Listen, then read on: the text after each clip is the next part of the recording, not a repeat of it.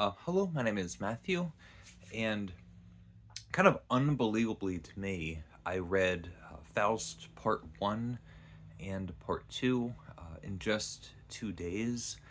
And the reason that I even picked it up at all was because I talked to an old friend, someone that I haven't talked to in maybe 10 years. And it was a wonderful conversation, and we had book recommendations. And they had recommended the Master and the Margarita, which I have not read. And I read the introduction, and those Faustian influences came up in the introduction, and I thought, well, it's been a long time since I've read Faust or attempted to enjoy Faust. Let me pick it up again, and I feel like critically, I read the David Luke translation. I had read this years before. It was I don't have it now, but it was this big brick of a book that was yellow with black letters, and I just found it impenetrable. Impenetrable. But this is an Oxford Classics, and the translation is by David Luke, and it won some award. It says the winner of the European Poetry Translation Prize, whatever that is. Um, and I read it before work, so I sat down and read this thing in a single sitting because it was so enjoyable. Um, the story is very famous. We have Faust, who's this scholarly intellectual looking for um, the enlightenment, the true word of um, earth and life and the really big questions. And he's found himself at a loss because he's read so much and he's done so much, and he's a doctor. And um, after all of this scholarly exercise, he feels like he still doesn't know anything. And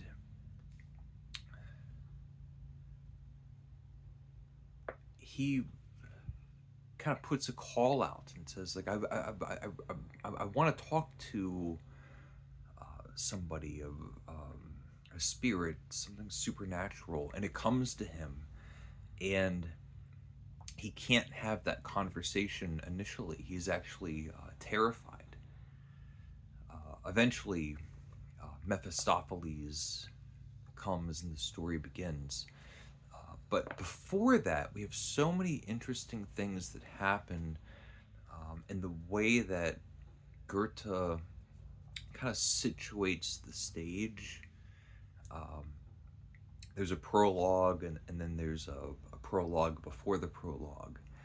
And it's this idea of the director, because it's a play, it's more of like a closet drama, but um, it's a play that's not really intended to be set on stage.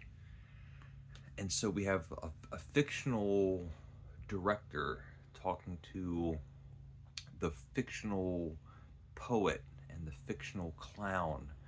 And the director is saying, like, the public is clamoring. We have to have a play that we need to put on. And the clown is saying, give them what they want: action, adventure, comedy. Just slough out everything out of the trough. And the poet's saying, no, it has to be these ethereal heights that we bring down from poetical genius. And the director and the poet are arguing, and they finally negotiate to this idea of If you want to do this, then bring it. You want the most intellectual heights with the most intellectual entertainment, then you're the poet. Show us. And that's the real beginning of this play. And it's a life's work. It's a whole story that you can read about Goethe and the play. And then we have the famous story that goes on with Mephistopheles um, meeting Faust as a demonic poodle that transforms into a hippopotamus and then an elephantine-sized demon, and then finally into um, Satan himself, or a version of Satan. And it begins with, during that prologue, that there's a version of the conversation between God and the devil, Satan himself, making a wager on Job. And there's very similar, there's parallels between that story and the story of Faust. And part one, after Faust has met Mephistopheles, they have their arrangement, they have their deals signed in blood. He becomes obsessed with sensuality and passion, and falls in love with Gretchen, who has different kind of names depending on the translation and diminutives. And Mephistopheles and Faust set on this scheme to have Faust win over Gretchen, but to completely ruin her life and the family members and social circle that surround Gretchen's life. So just to completely be hugely selfish and demonic, devilish, satanic, and just taking over and ruining someone's life for the sake of your own pleasure. This happens, and it's dramatic, and the famous portion, the well-known portion of Faust Part 1, and really kind of the well-known element for the modern day, or at least classical idea of the Faust story. We get this image of Satan. Some of the elements that really rung true in part one were the crowded streets. We have moments of children talking, and the idea that this is a really populated environment, and we have really funny, ribald conversation and sharp dialogue. Moments that we're in the street, and we're in a tavern, we're in a back kitchen. There's supernatural elements that are fantastic. Things that feel like science fiction, and really modern day fantasy.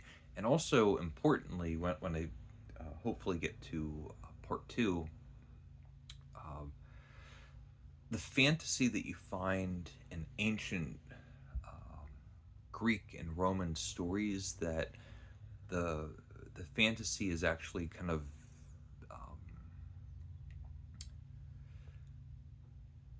entwined or enveloped into reality. So when you're reading Homer and there's gods crashing into real life and real people, it doesn't feel like science fiction. It feels like this is like a alternate or parallel history that has real things that are larger than life. And it has part one. It's a really strange book. That it's difficult and strange. Um, we end up going to this like witch's night, and we have supernatural elements that are just swirling around, and we're on a mountaintop, and there's so many kind of phantasmagoric elements and images and creatures and supernatural spirits that are coming and going and having their own voices, that it really feels like a frenzy that comes down into a really tragic moment with the consequences of the relationship that finally unfolds, that we read about with Faust and Gretchen or Margarita, and also the people around them, Martha, and their family members.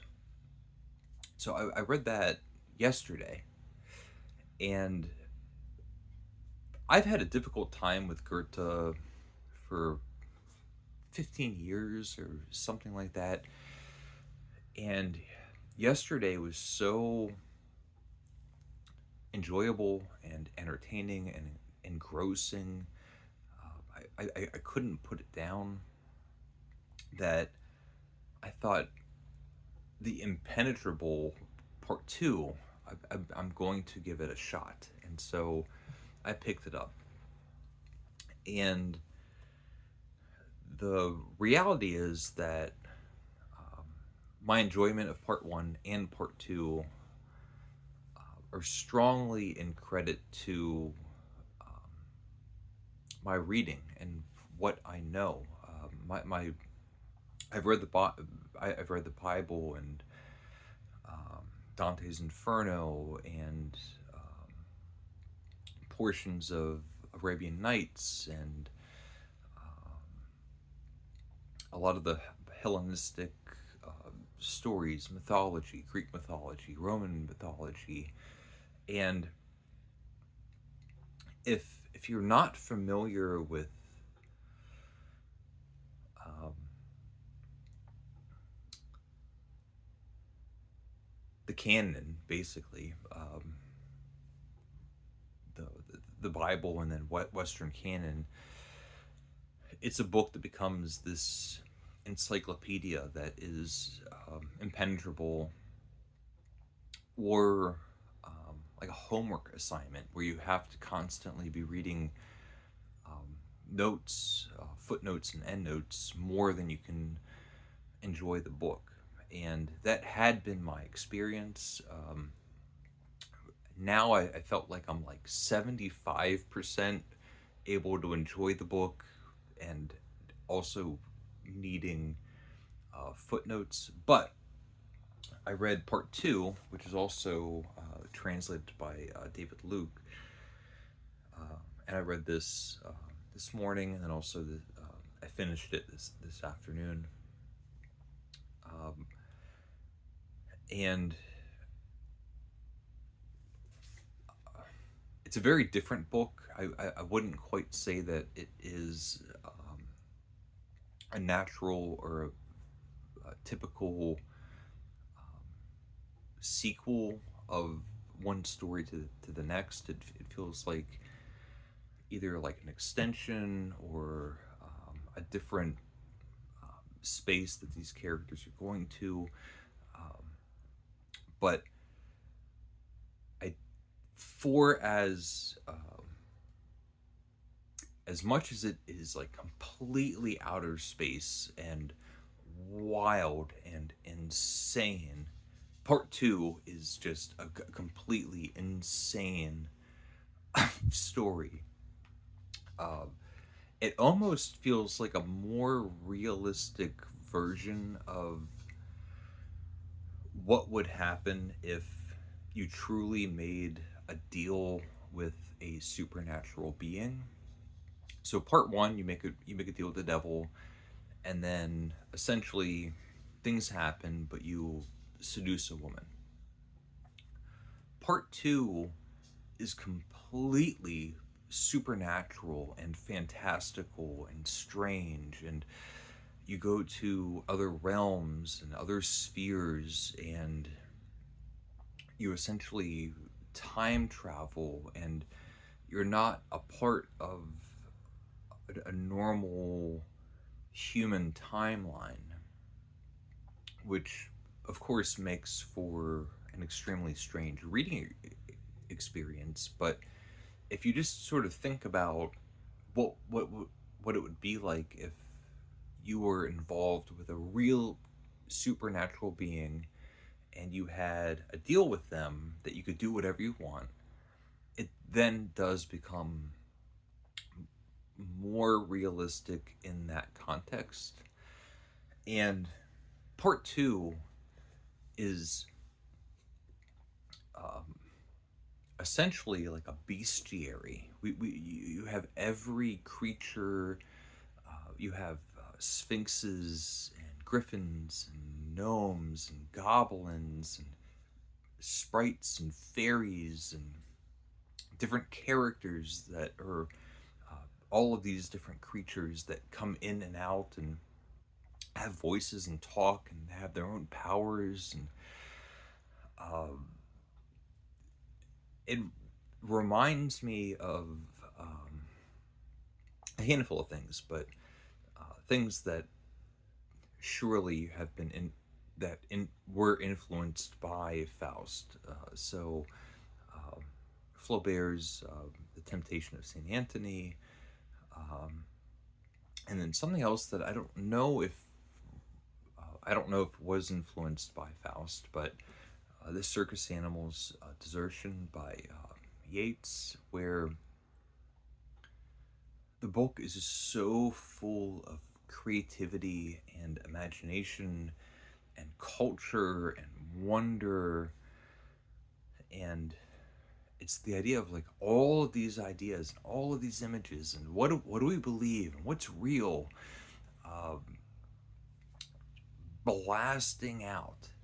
And of course, we have Faust, and we have Mephistopheles, and we have the Emperor and Helen and Paris, and all these different characters that come out, and Gretchen and her story. And it's so wild and fantastic. This is a book that I'd probably say has taken me 20 years up until today. The reason that I decided to set my camera up and start talking is I've read this. I read it 20 years ago, and I read it 15 years ago, and I read it 10 years ago. And I'm not sitting here now saying that now I understand it. All I'm saying is now I've read it and I enjoyed it. I had fun because I've read the Bible, and I've read Dante, and uh, parts of Arabian Nights, and other contexts that allow me to not have to spend 90% of the time having to check notes. Instead, I can read it and kind of know what's sort of happening. Um, and it's amazing. I never thought I would read part two and thought that was fun. And that was my day today. Um, Part one is fun. Part two is fun. Uh, so I would highly recommend, just for my own from my own experience. David Luke, these are Oxford classics, very different books. It's really, I feel like it's a very loose description to say that they're sequels. They're very different, but they are connected. But Faust Part 1 and 2. Um, Let me know if you have any thoughts, and thank you, and take care. Please leave a comment if you'd like. Thank you, and take care.